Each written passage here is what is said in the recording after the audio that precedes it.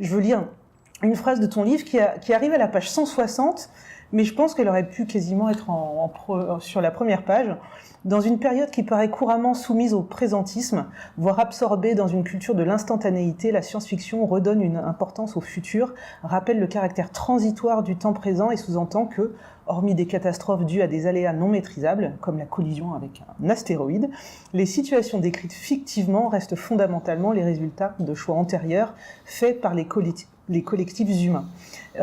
Avec cette phrase, tu positionnes vraiment le champ de la science-fiction comme étant un outil pour interroger champ, la politique. Tout à fait. Le fait que nos sociétés font des choix à des moments donnés, et c'est sur ces choix qu'il faut réfléchir. Et l'avantage de la science-fiction, c'est de montrer ce que donneraient des trajectoires si on les poussait jusqu'au bout. On parlait de nanotechnologie, qu'est-ce que donnerait une société qui aurait fait le choix de s'engager massivement sur cette solution-là? Donc avec les avantages, mais aussi les inconvénients. Et donc j'aboutis à cette idée en conclusion, qu'en fait la science-fiction pourrait fonctionner comme une espèce de boussole, comme une sorte de compas de navigation.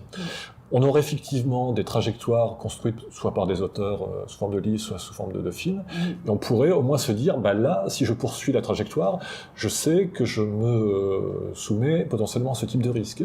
Et donc j'ai au moins une image pour me dire, ces situations-là que j'ai surtout pas envie de voir survenir, pour éviter ce type de risque qui arriverait. Oui, voilà, c'est ça. Plusieurs fois dans le livre, tu reviens à cette question de la problématisation, et si Voilà. Et si c'était... Et une fois qu'on a ces problématisations, on a une image de ce vers quoi on veut aller ou pas aller, et on peut construire ses choix en fonction de ces images.